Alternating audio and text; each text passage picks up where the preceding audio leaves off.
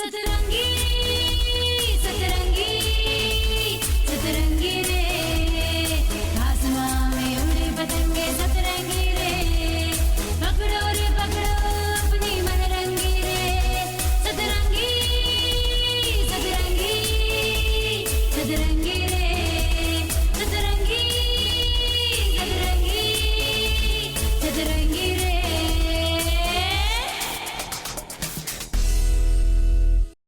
Hello, नमस्कार and welcome. सतरंगी की इस सीरीज इन टॉक विद के एपिसोड 2 में आपका बहुत स्वागत है। हम इस एपिसोड में अपनी बात जारी रखेंगे डॉक्टर अनामिका श्रीवास्तव के साथ, जो कि आकाशवाणी में programme executive drama and feature के तौर पर आजकल लखनऊ में पोस्टेड हैं। टू गिव अ रीकैप, पिछले एपिसोड में डॉक्टर अनामिका ने अपने बचपन के बारे में हमें बताया था कि किस तरह से उनको लैंग्वेजेस से, वर्ड्स से, तलफ़्फ़ुज़ से प्यार हुआ था। मुझे ऐसा लगता है कि शायद इस कारण उन्हें रेडियो ब्रॉडकास्टिंग में सक्सेस पाने में भी थोड़ी मदद मिली होगी। आज के इस एपिसोड में हम जानेंगे उनकी यूनिवर्सिटी लाइफ के बारे में, कैसे मेडिसिन डॉक्टर बनने के एम से शुरू हुई उनकी कॉलेज लाइफ का अंत पीएचडी डॉक्टरेट लेकर हुआ। आज हम जानेंगे 1980s में इंडिया की one of the top university Allahabad university और वहाँ के अमेजिंग और ग्रेट प्रोफेसर्स के बारे में। अनामिका जी, आपके बचपन की बातें सुनकर तो बहुत मजा आया। अब आप हमें आगे की जर्नी पर अपने साथ इलाहाबाद यूनिवर्सिटी लेकर चलिए और वहाँ के कुछ रोचक किस्से बताइए।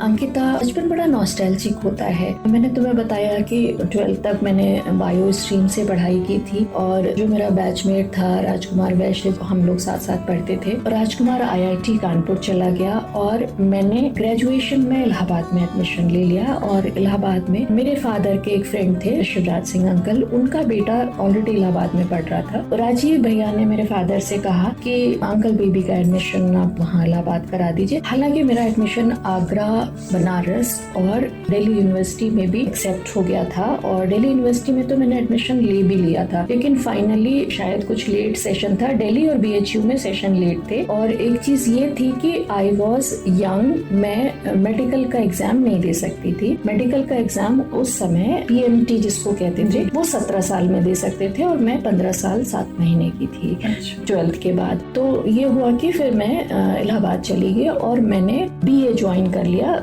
विजुअलाइजिंग दिस कि BA में ज्यादा पढ़ाई नहीं होती है, BSc में ज्यादा क्लासेस और ये होता है। तो अगर मैं मेडिकल की तैयारी करना चाहूँ तो मैं अपना साइंस पढ़ती रहूंगी और साथ साथ मैं BA कर लूंगी। लेकिन जो इलाहाबाद का माहौल था एंड राजीव भैया का जो एक मिला मुझे ट्रेनिंग कह लो या जो उनका सजेशन था, वही टोल्ड टू माय फादर कि अंकल ये 19 साल में MA कर लेगी, 1 साल तैयारी करेगी, 21 साल में she will be an IAS। ये जो है 21-22 साल में IAS हो जाएगी और मेडिकल की पढ़ाई तो बहुत टाइम टेकिंग होती है, 9-10 साल लग जाते हैं। ये फिर एक सेकंड थॉट था जो दिमाग में कहीं हैमर करने लगा था। और चूंकि जब इलाहाबाद गए तो इलाहाबाद में हॉस्टल में या यूनिवर्सिटी के आसपास जो माहौल था वो पूरा का पूरा सिर्फ और सिर्फ IAS और PCS का था। राजीव भैया उस वक्त MA पॉलिटिकल साइंस कर रहे थे और पॉलिटिकल साइंस में उन्होंने टॉप किया था, तो ही वॉज वेरी गुड। वो अपने नोट्स भी मुझे शेयर करते थे and I was also good. मैंने फिर इकोनॉमिक्स, पॉलिटिकल साइंस और हिस्ट्री ग्रेजुएशन के लिए लिया। ये कॉम्बिनेशन हमें IAS में हेल्प करेगा, ये सोच के उन सब्जेक्ट्स को लिया और पढ़ाई शुरू कर दी। चूंकि हमने तो सोशल साइंस कभी पढ़ा ही नहीं था। फर्स्ट ईयर में मेरे 59% नंबर आए, जबकि साइंस स्ट्रीम से मैं 80% एंड अबव थी। मेरे लिए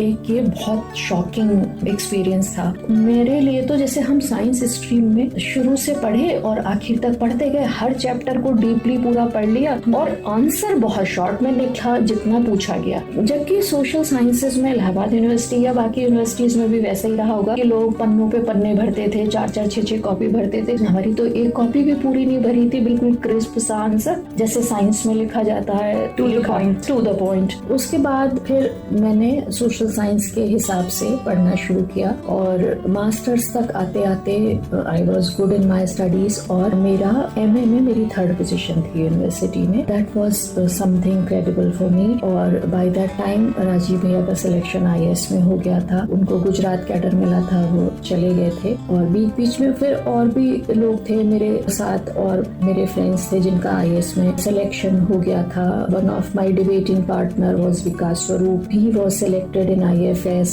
one of was Ram Subhag Singh, उसका भी IAS में सिलेक्शन हो गया था, उसको हिमाचल कैडर मिला। और राजकुमार वैश्य जो मेरा बदायूं का फ्रेंड था जो हमारे साथ पढ़ता था, उसका IIT कंप्लीट हो गया था, he was again in IAS। Rajkumar Vaishya को गुजरात कैडर मिला। Presently Rajkumar is chief secretary Gujarat और Ram Subhag is chief secretary Himachal Pradesh. Vikas Swaroop अभी रिटायर हुए हैं, he was ambassador Indian foreign ministry के स्पोक्स पर्सन भी रहे हैं। He is a very good debater, he was a very good writer. Slumdog Millionaire Vikas ने लिखी। तो ये है कि जो एक इलाहाबाद का माहौल था और इलाहाबाद में बहुत सारे लोग थे, खास करके being in the Sarojini Naidu hostel जो लड़कियां थी, तो वो लड़कियां सब 70% 80% से अबव थी, क्योंकि उन्हीं लोगों को एडमिशन मिल पाता था हॉस्टल में। तो आपके आसपास एक बड़ा इंटेलेक्चुअल सा पढ़ने लिखने वाला माहौल था। चूँकि इलाहाबाद में आने वाला जो क्लास है वो बिजनेस क्लास नहीं है, मोस्टली सर्विस क्लास के लोग या कुछ बिजनेस क्लास के लोग भी थे। तो उनका उद्देश्य कंपटीशन या हायर एजुकेशन था। तो वो लोग सिंसियरली पढ़ते थे। मतलब अब 300 लोगों के हॉस्टल में 2-4 हैं जो लड़कों के साथ टहल रहे हैं, घूम रहे हैं या फैशन करके घूम रहे हैं, बट 90% 95% लॉट जो था वो हार्ड वर्किंग था और सीरियसली ओरिएंटेड था स्टडीज में। और 80 के दशक में जब मैं इलाहाबाद में थी तो इकोनॉमिक्स में मेरे professor DK Ghosh, professor RN Lohkar, professor Amarendra Singh, बहुत सारे ऐसे दिग्गज लोग थे। प्रोफेसर कुशवाहा थे। पॉलिटिकल साइंस में प्रोफेसर HM जैन हमारे हेड ऑफ द डिपार्टमेंट हुआ करते थे, जो इंटरनेशनल लॉ के 3 कन्वेंशंस थे, प्रोबेबली 2 कन्वेंशन के वो मेंबर थे जो इंटरनेशनल लॉ बनाए गए थे। तो professor HM Jain international law के एक्सपर्ट थे, प्रोफेसर आलोक पंत इंटरनेशनल अफेयर्स के एक्सपर्ट थे, प्रोफेसर आशीष बैनर्जी, प्रोफेसर दिवाकर, एक प्रोफेसर माया बंदोपाध्याय थी। मैंने लेडीज या जेंट्स, और जो सबसे अच्छी बात थी क्योंकि लैंग्वेज मेरी घर से भी ठीक थी, हिंदी, अंग्रेजी, उर्दू, और उसके बाद जब हम इलाहाबाद में गए तो इलाहाबाद की एक बड़ी पॉलिश्ड लैंग्वेज थी। हिंदी बहुत शुद्ध और परिष्कृत थी और जो हमारे प्रोफेसर्स थे हमें पढ़ाया करते थे वो हिंदी और इंग्लिश मीडियम में सेम प्रोफेसर पढ़ाते थे and they were equally talented.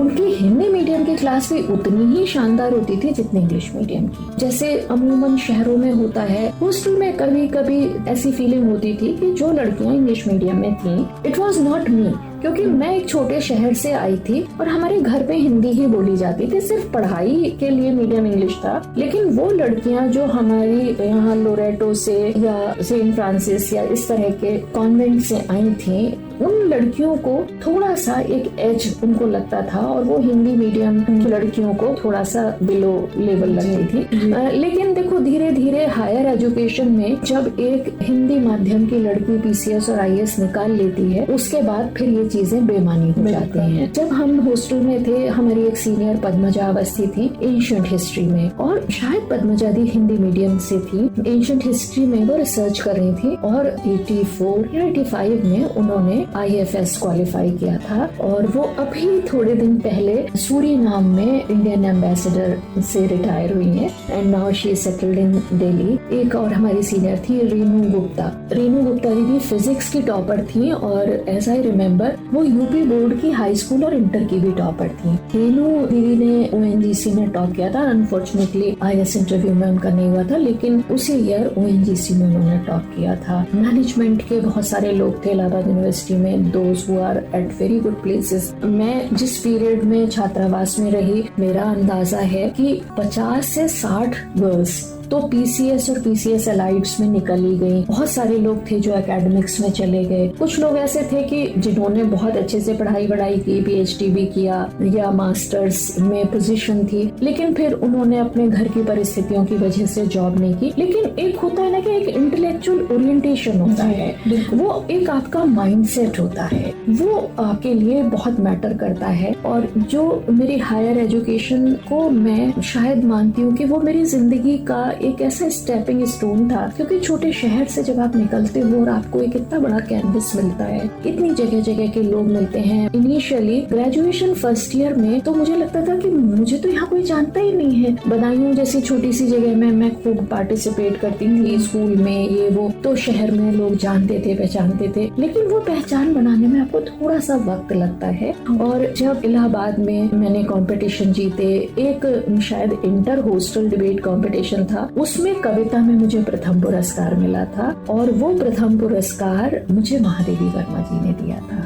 लेकिन मैं बताऊं ना, आज जो गूस बम्स हो रहे हैं कि हम महादेवी जी के घर जाते थे, वो हमारे छात्रावास में आती थी professor Ram Kumar Verma, professor Raj Lakshmi Verma, professor Raghuvansh, professor Sachin Tiwari English department में, प्रोफेसर रघु सिन्हा साइकोलॉजी में। मतलब मैं कितने लोगों के नाम अब नहीं याद कर पा रही हूँ। साइकोलॉजी में इलाहाबाद यूनिवर्सिटी में बहुत बड़े बड़े लोग हुआ करते थे। तो ये सारे लोग जो है, जैसे साइकोलॉजी की एक मेरी फ्रेंड थी, तो जो एबनॉर्मल साइकोलॉजी की एक शायद कोलमैन की या कोई किताब होती थी मोटी सी, तो मुझे एबनॉर्मल साइकोलॉजी पढ़ने में बहुत मजा आता था। चूंकि मैं बायो की स्टूडेंट रही थी, तो उसमें ब्रेन और बाकी सारी चीजें जब हम पढ़ते थे, वो एबनॉर्मल साइकोलॉजी की किताब थी, उसकी हमने पूरी पढ़ डाली थी। तो ये जो हम चीजें शेयर करते हैं, मैं डिबेट बोलने जाती थी या किसी कंपटीशन में जाती थी, तो हमारी एक सीनियर कामिनी राजवंशी थी, सुनीता मिश्रा थी, गुंजन दीदी थी, ये लोग तैयार कराते थे। और हाँ, एक और बहुत मजेदार बात, जब मैं अपनी जॉब के दौरान, मेरी 4 साल पोस्टिंग गोरखपुर में रही 2017 से 2021 तक,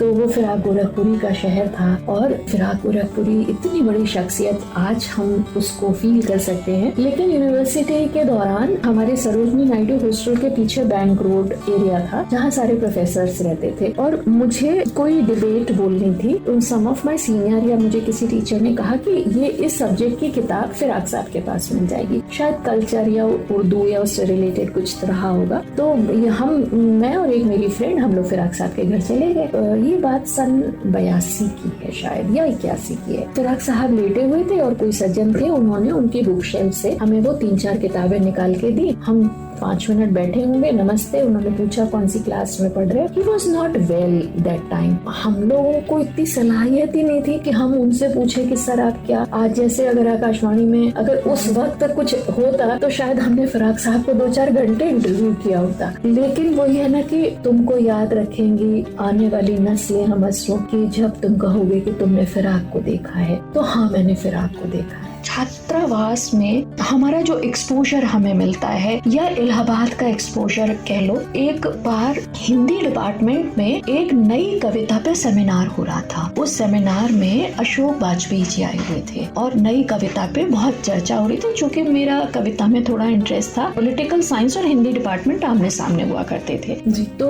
1.5-2 घंटे का जो सेमिनार हुआ, उसमें हम लोगों ने सारी बातें नई कविता से रिलेटेड और सारी बातें सुनी। तो उसके बाद एक इंटरेक्शन सेशन हुआ। किसी नई कविता पे मैंने कोई सवाल पूछा था, वो सवाल एग्जैक्टली मुझे नहीं याद आ रहा है, शायद नई कविता में छंद मुक्ति को लेकर या उसी से संदर्भित कोई सवाल था। उसके बाद प्रोफेसर रामस्वरूप चतुर्वेदी, उन दिनों हिंदी के हेड ऑफ द डिपार्टमेंट हुआ करते थे। क्योंकि जो मेरी फ्रेंड थी वो हिंदी डिपार्टमेंट की स्टूडेंट थी, तो उसको अरेंजमेंट में भी उसका कुछ रोल था। तो I kept on waiting for her कि वो फ्री हो जाए तो हम उसके साथ हॉस्टल वापस चले जाएं। तो प्रोफेसर रामस्वरूप चतुर्वेदी ने मुझसे पूछा कि बेटा तुम कौन से सेक्शन में पढ़ती हो, और इलाहाबाद यूनिवर्सिटी में हिंदी के शायद 7-8 सेक्शन हुआ करते थे। तो मैंने कहा सर मैं हिंदी की स्टूडेंट नहीं हूँ, मैं सामने पॉलिटिकल साइंस डिपार्टमेंट में पढ़ती हूँ। तो बोले अच्छा, तो तुमको हिंदी में रुचि है? मैंने कहा हाँ सर, मुझे अच्छा लगता है। उसके बाद मैं आज सोचती हूँ कि वो कितने बड़े लोग थे। प्रोफेसर रामस्वरूप चतुर्वेदी हमारी एक वार्डन हुआ करती थी, डॉक्टर मालती सिंह, वो हिंदी डिपार्टमेंट की थी। डॉक्टर मालती सिंह जी से या किसी स्टूडेंट से प्रोफेसर चतुर्वेदी कहते थे कि वो एक लड़की जो आती है हॉस्टल से, उसको बता देना हिंदी के सेमिनार में आई। तो कैन यू बिलीव कि इतना बड़ा प्रोफेसर वो किसी एक बीए के स्टूडेंट को याद रखे, उसका नाम याद रखे और उसको बुलाना याद रखे। तो हमें लगता है कि हमने एक बेहतर जिंदगी कैसे हो सकती है, आप कैसे एक डाउन टू अर्थ इंसान हो सकते हो, ये हमने इलाहाबाद में सीखा। फिर MA में पास करने के बाद मेरा सिलेक्शन मित्रा प्रकाशन की मैगजीन माया में हो गया था इंटरनेशनल अफेयर्स सीखने के लिए। तो 1989 में मैंने माया ज्वाइन कर लिया था, लेकिन तब मैं अपने छात्रावास में ही रहती थी। मेरी वार्डन उस वक्त डॉक्टर रंजना कक्कड़ थी। वो मॉडर्न हिस्ट्री की प्रोफेसर थी and very genius lady and very dynamic lady. तो उन्होंने कहा कि तुम हॉस्टल में ही रहो, अकेले बाहर कैसे रहोगी, तैयारी नहीं कर पाओगी। तो मैं फिर हॉस्टल में रहते ही मैं जॉब करती थी और IAS की तैयारी करी थी। इन द मीन टाइम 89 में मेरा MA कंप्लीट हुआ, 90 में मेरा UGC JRF में सिलेक्शन हो गया था। लेकिन उसी वक्त मेरा सिलेक्शन आकाशवाणी के लिए हो गया था 90 बैच में। और मजेदार बात यह है कि आज मुझसे कोई मीडिया की बात करता है और ये कहता है कि मीडिया की तैयारी आपने कैसे की, तो मुझे बिल्कुल भी याद नहीं है कि आकाशवाणी का फॉर्म मैंने कैसे भरा था। लेकिन हाँ, रेडियो की मेरी बैकग्राउंड थी।